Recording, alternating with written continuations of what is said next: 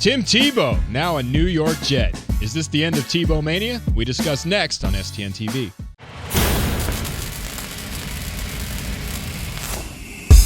Welcome on inside stntv. My name is David Brickley alongside Kevin Figures and Jason Riley. Tim Tebow is now in New York backing up Mark Sanchez. The Broncos traded Tebow and a 7th rounder for a 4th and 6th. The trade that was on, then off, then on again.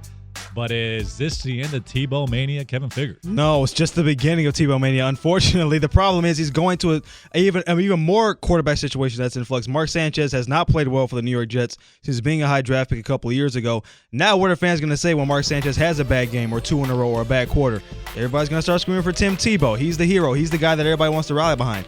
No. Tebowmania is not over. Tebowmania has just begun, unfortunately. I agree with Kevin. It's a rare occasion here on STNTV.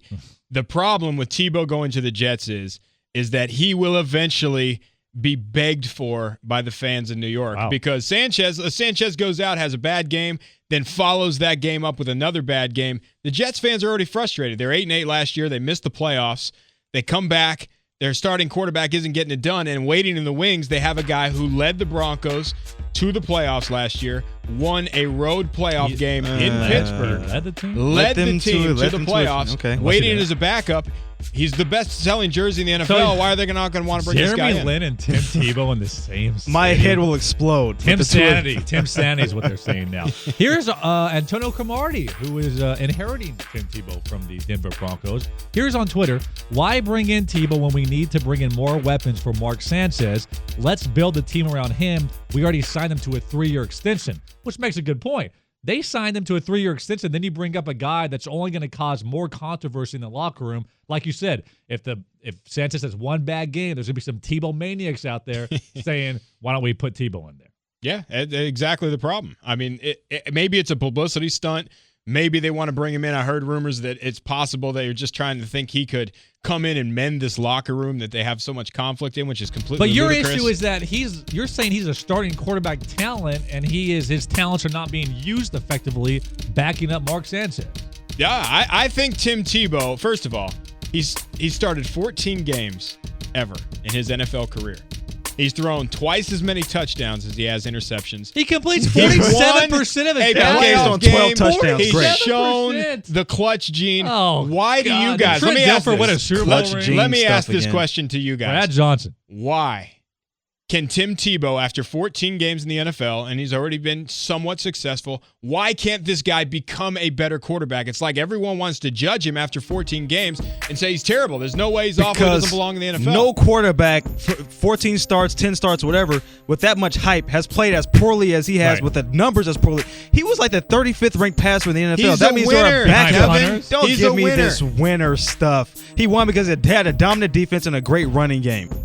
Go ahead, Kevin, go ahead. The point is, they won in spite of Tim Tebow, not because. He made plays at the end of games sometimes here or there. Against the New York Jets, had a big-time run at the end of the game to win. Fine. But most of the time, they won games because of their defense, because of their running game, not because of Tim. If they still had Kyle Orton, they may have won 12 games instead of 8 last year. They were terrible with Orton. They were terrible. Tim Tebow came in, turned the whole season around. You can say, okay, he had terrible form on his passes. He's got a low completion percentage.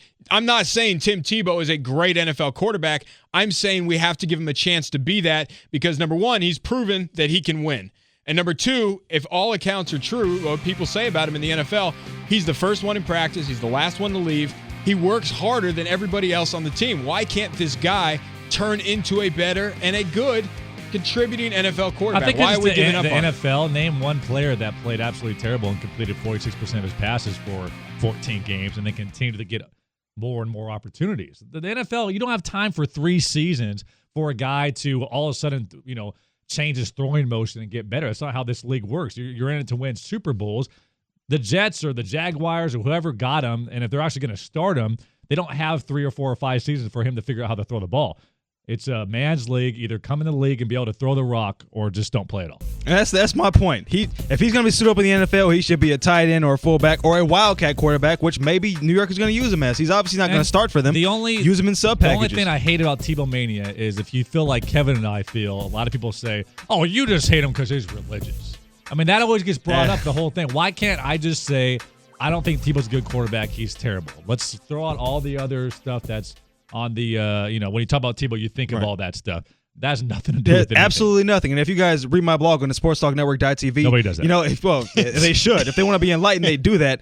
I have no problem with Tebow. I encourage him to talk about his religion. I think it's great that he's as open with it as he is. Again, like David said, it has nothing to do with his abilities as a quarterback. He's not a good NFL quarterback. And I'm sorry, Jason, he never will be a good NFL quarterback. And anybody that chooses to start him is going to find that out quickly. And they may find themselves winning a road playoff game. They may, because the Denver Broncos sure did. Okay. Whatever you say. I think it's the end of Tebowmania, but what do you think? Is this the end of Tebowmania? Was it just a one-season fluke, or do you feel that Tebow will be on the news once again and be making headlines? Make sure to comment below, subscribe to this channel, and like this video. For Jason Riley and Kevin Figures, my name is David Griffin.